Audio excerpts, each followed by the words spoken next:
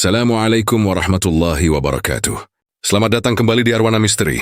Semoga sedulur semua yang sedang menyimak senantiasa diberi kesehatan, kelapangan rezeki, dan selalu dalam lindungannya. Sebelum kita masuk ke dalam cerita, silakan tekan tombol like, tinggalkan jejak di kolom komentar, dan subscribe bagi yang belum, agar tidak tertinggal deretan kisah penuh misteri selanjutnya. Pernahkah kalian merenung sejenak saat berdiri di lobi bank modern yang megah? Lantai marmernya mengkilap bersih, memantulkan cahaya steril yang menyejukkan pandangan. Di tempat serba teratur inilah cerita kita bermula. Tidak ada ketegangan, semuanya berjalan normal. Kita akan mengikuti langkah Aris, seorang pemuda sederhana yang terus menjaga kehangatan tradisi kampung halamannya di tengah hiruk-pikuk kota. Di balik meja kerjanya yang rapi, Aris perlahan merajut asa. Ia menyusun deretan angka setiap harinya dengan senyuman, demi membangun masa depan yang indah bersama Sita, tunangannya. Ia sungguh percaya kejujuran di dalam gedung bertingkat ini adalah pondasi paling kokoh menuju kebahagiaan sejati. Suasana pagi di Bank Nusantara selalu terasa rapi. Jika diamati dari sudut kamera pengawas yang membingkai area lobi, layaknya panggung layar lebar berasio 16:9. Rutinitas di sini tampak seperti koreografi yang sangat sempurna. Di balik deretan meja customer service duduklah Aris. Pemuda asal Brebes ini selalu mengawali harinya dengan senyum tulus yang hangat. Baginya, melayani nasabah dari balik seragam kerjanya bukan sekadar kewajiban rutinitas belaka, melainkan sebuah amanah. Di dalam laci mejanya yang terkunci rapat, tersimpan sebuah buku tabungan dengan sampul yang sudah mulai melengkung. Di sanalah Aris dengan sabar menyisihkan setiap rupiah hasil keringatnya. Sebuah tabungan sederhana yang disiapkan khusus demi meminang Sita, gadis yang selalu mendukungnya. Sesekali saat lobi sedang lengang, Aris mencuri pandang ke layar ponselnya, tersenyum kecil saat membaca pesan dari Sita tentang rencana menyewa tenda sederhana untuk pernikahan mereka. Dunia Aris begitu membumi, sesederhana secangkir kopi hangat yang mengepul di pagi hari. Namun, pemandangan kontras tersaji jika kita naik ke lantai 2 gedung ini. Di balik pintu kaca buram bertuliskan, manajer cabang. Hendra tengah bersandar angkuh di kursi kulit mahalnya. Penampilannya tidak pernah gagal mengundang decak kagum. Setelan jas bermerek yang dijahit khusus, sepatu kulit mengkilap, dan jam tangan eksklusif yang melingkar di pergelangan tangannya. Di mata bawahan dan atasan, Hendra adalah wujud mutlak dari kesuksesan seorang pemuda kota modern yang brilian dan penuh ambisi. Tidak ada satupun yang tahu bahwa di balik senyum karismatik dan wibawanya yang perlente itu, napas Hendra sebenarnya sedang tersengal hebat. Layar komputernya saat ini tak menampilkan grafik keuntungan bank, melainkan tumpukan tagihan kartu kredit limit tinggi, cicilan apartemen mewah yang menunggak, dan hutang gaya hidup hedonis yang perlahan mencekik lehernya. Di ruangan berpendingin sentral yang terasa dingin dan steril itu, Hendra menatap tajam ke arah deretan dokumen nasabah prioritas di mejanya. Sebuah niat gelap perlahan tumbuh di kepalanya, disuburkan oleh keputusasaan absolut. Ketenangan di lobi beton hari ini sungguh hanyalah jeda singkat, karena badai yang sesungguhnya tengah bersiap untuk menyapu habis mimpi-mimpi sederhana pemuda di lantai bawah. Jam dinding di lobi bank menunjuk ke angka 12 siang. Suara ketukan keyboard dan dering telepon yang sejak pagi menggema sejenak mereda, tergantikan oleh lengang yang menyelinap masuk bersamaan dengan jam istirahat. Di saat karyawan lain bergegas keluar mencari makan siang, Aris memilih melangkah menuju musala kecil di sudut basement. Langkahnya ringan, setenang hatinya yang selalu bersyukur atas rezeki hari itu. Ia meninggalkan meja kerjanya dengan layar komputer yang sudah terkunci, mengira bahwa sistem keamanan bank bertaraf internasional ini sudah cukup kuat untuk menjaga semuanya tetap aman. Namun, Aris lupa bahwa bahaya paling mematikan justru tidak pernah datang dari luar gedung. Di lantai 2, layar monitor di ruang manajer memancarkan pendar cahaya kebiruan yang memantul tajam di kacamata mahal Hendra. Pintu ruangannya sengaja dikunci rapat dari dalam. Jari-jarinya yang biasa memegang gelas minuman mahal kini menari cepat di atas keyboard. Dengan otaknya yang brilian namun licik, Hendra mulai menembus celah pada sistem keamanan jaringan internal. Sasarannya sudah terpampang jelas. Rekening deposito milik beberapa nasabah prioritas yang jarang disentuh dan minim pengawasan. Hendra tahu betul, jika ia memindahkan dana tersebut menggunakan kode manajerialnya sendiri, jejak digital itu akan langsung mengarah padanya bak lampu sorot yang menyilaukan. Ia membutuhkan sebuah perisai, seorang kambing hitam yang sempurna. Memanfaatkan akses tingkat tinggi yang ia miliki, Hendra perlahan meretas masuk, memanipulasi firewall internal, dan sengaja menggunakan otorisasi ID pengguna milik bawahan yang paling lugu, Aris. Dalam hitungan menit, barisan angka berpindah dengan sangat senyap. Ratusan juta rupiah mengalir layaknya air ke dalam pusaran rekening-rekening fiktif yang telah Hendra siapkan jauh hari, menambal lubang hitam utang-utang gaya hidupnya yang nyaris meledak. Di dalam sistem pusat, transaksi haram dan penggelapan dana besar-besaran itu tercatat rapi di bawah satu nama otorisasi yang sah, nama Aris. Sambil menyesap kopi hitamnya yang mulai dingin, sudut bibir Hendra tertarik ke atas, membentuk senyuman puas. Rencananya berjalan sempurna tanpa celah sedikit pun. Sementara itu, di ruangan basement yang remang, Aris baru saja mengusapkan kedua tangan ke wajah, mengaminkan doa-doa baik untuk masa depannya bersama Sita. Pemuda desa itu tidak pernah menyadari bahwa di lantai atas, namanya baru saja diukir untuk menggali liang kehancurannya sendiri. Tali telah diikat, hanya tinggal menunggu kapan ditarik. Badai itu datang tanpa peringatan.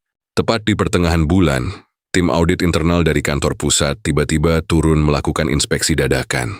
Udara dingin di dalam bank terasa semakin membeku ketika para auditor mulai melacak kejanggalan data transaksi. Di lantai 2, Hendra dengan cerdas memainkan peran terbaiknya, memasang wajah terkejut dan nada suara bergetar yang dibuat-buat. Ia bersandiwara dengan sangat meyakinkan, seolah-olah ia merasa sangat terpukul dan dikhianati oleh anak buah kepercayaannya sendiri. Sementara itu, Aris dipanggil paksa ke ruang rapat. Di sana layar proyektor membentangkan bukti-bukti digital yang mematikan. Semua mata menatap sinis ke arahnya. Deretan angka dan log aktivitas dengan mutlak menunjukkan bahwa otorisasi ID milik Aris telah digunakan untuk membobol rekening nasabah hingga miliaran rupiah. Pemuda itu hanya bisa membeku, tenggorokannya tercekat hebat. "Sumpah bukan saya, Pak," suaranya parau bergetar. Namun langsung ditelan mentah-mentah oleh tatapan merendahkan dari orang-orang berjas di ruangan itu. Puncak ketidakadilan tersebut terekam dengan sangat kejam. Layaknya sebuah adegan drama sosial sinematik dalam rasio 16:9 yang tragis, Aris digiring keluar oleh 2 satpam bertubuh besar di hadapan seluruh rekan kerja dan nasabah yang berbisik-bisik. Ia dipecat dengan tidak hormat hari itu juga. ID card miliknya ditarik kasar. Hendra berdiri tegak di atas tangga lobi, menatap dingin sambil melontarkan ancaman bahwa Aris akan segera membusuk di penjara. Ancaman itu menggema, memantul di dinding marmer lobi, menginjak-injak harga diri Aris hingga hancur tak bersisa. Di luar pintu kaca bank yang megah, langit mulai mendung mengiringi langkah gontainya. Aris terduduk lemas di trotoar beton, meratapi dunianya yang baru saja runtuh berkeping-keping. Sita yang bergegas datang setelah mendengar kabar buruk itu, langsung memeluk erat tubuh Aris yang gemetar hebat. Toisimet pemuda malang itu akhirnya pecah di bahu tunangannya.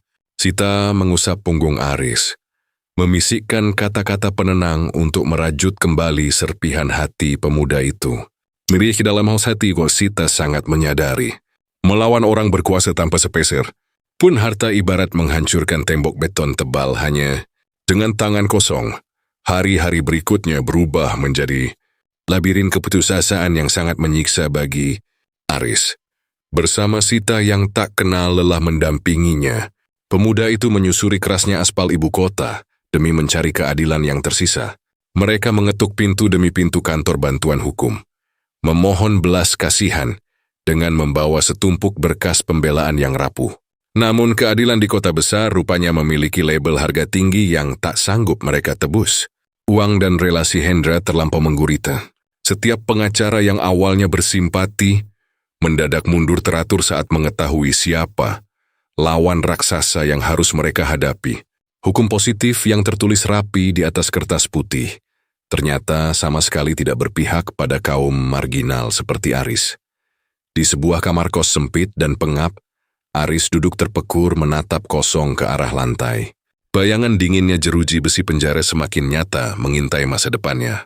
Rencana pernikahannya dengan Sita hancur berantakan dalam semalam, digantikan oleh ketakutan dan rasa malu yang mendalam.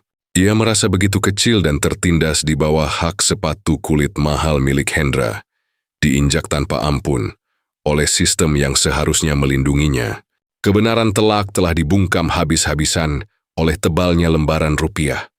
Dalam titik nadir itulah, saat akal sehat manusia kehabisan cara, ingatan masa kecil Aris di kampung perlahan menguar dari relung kepalanya. Gambaran pelataran rumah joglo tua di Brebes serta petuah magis leluhurnya terlintas kuat di pelupuk mata.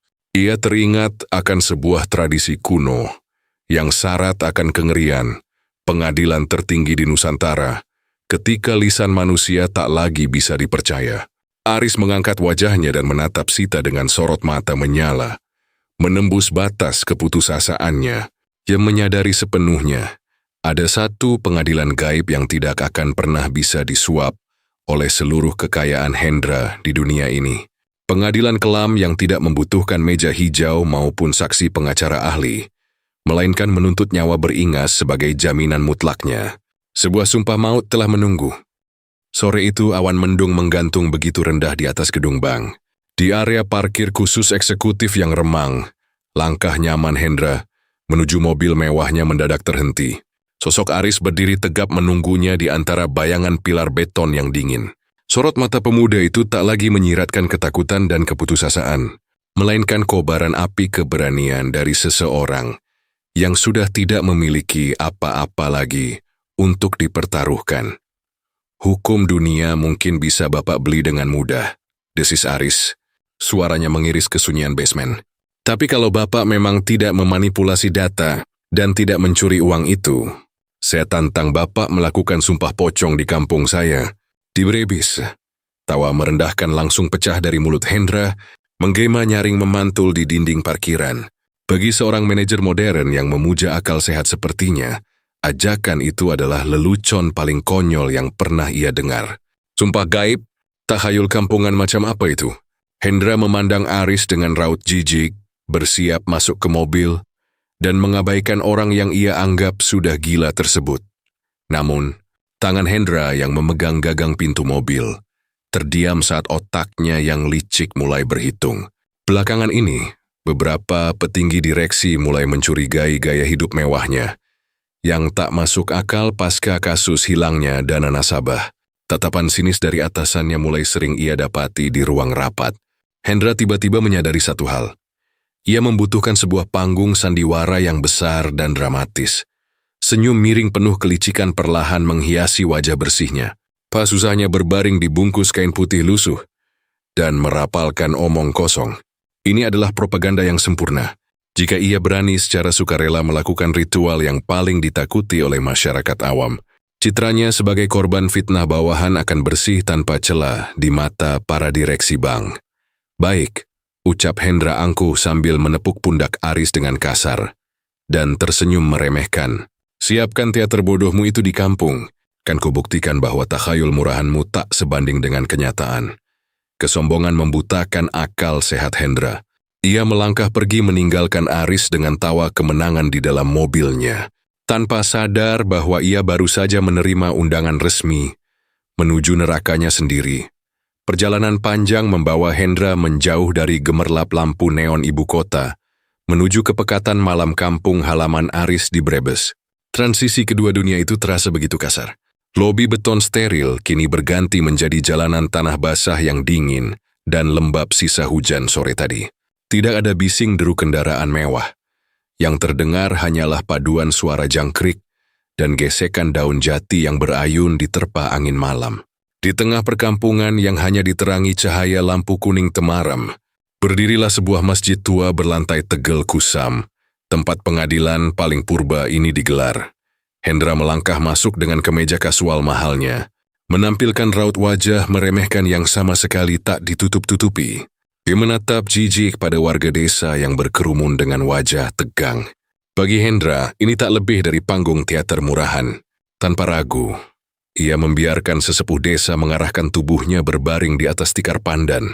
Aroma tajam kapur barus dan bunga staman perlahan menguar, memenuhi setiap sudut ruangan pengap itu. Perlahan, lembaran kain kafan putih dibelitkan ke sekujur tubuh sang manajer. Tangan dan kakinya diikat erat dengan tali pocong. Hanya menyisakan wajah angkuhnya yang masih leluasa menghirup udara. Jika orang normal akan gemetar ngeri saat dibungkus layaknya mayat yang bersiap masuk ke liang lahat, Hendra justru menyunggingkan senyum miring di balik kain lusuh tersebut. Dalam benaknya, ia terus menertawakan kebodohan warga desa ini. Takhayul kuno semacam ini tidak akan pernah bisa menyentuh, apalagi memenjarakan orang secerdas dirinya. Saat sesepuh desa memintanya mengucap sumpah, suara Hendra menggema lantang memecah keheningan masjid. Tanpa setitik pun rasa takut di hatinya, ia bersumpah demi Tuhan dan alam semesta bahwa ia bersih dari segala tuduhan, penggelapan dan fitnah terhadap Aris. Dusta itu meluncur mulus dari bibirnya, dirangkai meyakinkan seolah ia adalah korban yang sebenarnya. Ritual pun selesai. Hendra bangkit dari tikar dengan napas lega dan senyum kemenangan meremehkan. Jeming iris sandiwara ini telah usai sepenuhnya. Ia sama sekali tidak menyadari, tepat saat kata sumpah itu bergema di udara yang dingin, entitas di dimensi lain baru saja membuka pintunya lebar-lebar untuk menagih janji sang pembohong. Hendra kembali menginjakkan kakinya di lantai marmer lobi bank dengan kepala tegak. Perasaan menang yang luar biasa merajai dadanya. Sangat yakin bahwa sandiwara konyolnya di kampung Aris telah berhasil mengamankan posisinya di mata para direksi. Namun saat malam perlahan turun dan jam operasional telah lama berakhir, suasana di dalam gedung megah itu mulai berubah drastis. Lobi beton yang biasanya terang benderang, kini terasa begitu mencekam. Cahaya lampu utama meredup seolah kehilangan daya, menciptakan pencahayaan low-key yang dipenuhi bayangan pekat di setiap sudut ruangan. Pendar neon dari luar gedung menembus masuk dari celah tirai, menyapu lantai marmer dengan kilau kebiruan yang sangat dingin dan steril. Hening yang menyelimuti tempat itu tidak lagi menenangkan, melainkan mengancam. Karena merasa ada yang ganjil dengan udara malam itu, Hendra melangkah masuk ke ruang keamanan yang kebetulan sedang ditinggal patroli oleh Satpam. Matanya langsung tertuju pada deretan monitor CCTV yang membingkai keseluruhan area lobi dalam layar lebar berasio 16:9. Tepat pada salah satu layar, napas Hendra mendadak tercekat hebat. Di sana, di tengah area lobi yang ia tahu betul sedang kosong melompong, tampak sebuah bayangan pucat. Sosok tinggi itu terbungkus rapat oleh kain kafan lusuh yang mengikat kuat dari ujung kepala hingga ujung kaki. Dengan gerakan yang sangat lambat dan kaku, sosok itu melompat-lompat kecil di layar monitor, mengarah lurus ke tempat Hendra berada. Kepanikan seketika melumpuhkan kesombongan sang manajer. Hendra berlari terhuyung keluar dari ruang keamanan, menyusuri lorong lobi berdinding kaca yang dingin. Dia mati-matian berusaha meyakinkan dirinya sendiri bahwa semua ini hanyalah ilusi dari otaknya yang sedang kelelahan. Namun langkahnya terhenti kaku saat ia menoleh secara refleks ke arah kaca reflektif gedung. Kengerian sejati akhirnya menghancurkan kewarasannya. Pantulan yang berdiri di dalam kaca itu bukanlah pria perlente berjas mahal yang ia kenal. Yang menatap balik kepadanya adalah sesosok mayat hidup dengan wajah menghitam. Layaknya daging yang membusuk, mata memutih yang melotot kosong, dan bibir pucat yang disesaki oleh sisa-sisa kapas kotor. Hukum karma akhirnya datang menagih utangnya. Jeritan tertahan lolos dari tenggorokan Hendra saat ia terhuyung mundur, menjauhi bayangan mengerikan di kaca reflektif itu. Ketakutan yang membabi buta kini mengambil alih seluruh kesadarannya. Dengan sisa tenaga, Hendra berlari terpontang-panting menyusuri lorong lobi menuju satu-satunya tempat yang ia anggap paling aman, ruang brankas utama bank. Otaknya memaksanya percaya bahwa tak ada satupun entitas gaib yang mampu menembus dinding beton tebal dan pintu baja berlapis di ruangan tersebut. Tangan Hendra gemetar. Hebat saat menekan deretan kode, akses klik pintu baja raksasa itu terbuka. Ia bergegas menyelinap masuk dan mengunci rapat pintu kedap udara itu dari dalam. Kegelapan total menyergap namun Hendra menghela napas lega. Di dalam benteng beton anti tembus ini, ia akhirnya merasa aman dan tak tersentuh. Sayangnya kelegaan itu hanya bertahan sejenak. Udara steril di dalam brankas mendadak berubah menjadi sangat dingin dan kaku. Tanpa peringatan, bau menyengat dari kapur baru seketika menyeruak tajam ke rongga penciumannya. Membaur dengan aroma amis tanah kuburan yang basah. Hendra meronta panik meraba-raba dinding dalam kegelapan. Halusinasinya bermain sangat beringas. Ia merasa dinding beton brankas itu perlahan menyempit, membungkus tubuhnya layaknya ikatan kain kafan yang mencekik napasnya dari segala sisi. Dada Hendra terasa sesak luar biasa, seakan jantungnya diremas paksa oleh tangan tak kasat mata. Julie mencuat berteriak meminta tolong, namun tenggorokannya tersumbat rapat. Tubuhnya ambruk ke lantai dingin, meregang nyawa akibat serangan jantung yang mematikan di ruang kedap suara itu. Keesokan paginya, jeritan histeris memecah keheningan lobi bank saat pintu brankas berhasil dibuka paksa oleh staf keamanan. Tubuh Hendra ditemukan kaku tak bernyawa. Kematiannya menjadi kengerian yang tak bisa dijelaskan oleh nalar. Wajah sang manajer membiru mengerikan dengan mata melotot penuh teror. Namun yang paling membuat semua orang bergidik mundur adalah mulutnya yang menganga kaku, disesaki oleh gumpalan tanah merah yang kotor, dengan serpihan kapas lusuh yang bersarang dalam di kerongkongannya. Sumpah pocong itu telah datang menagih lunas janjinya.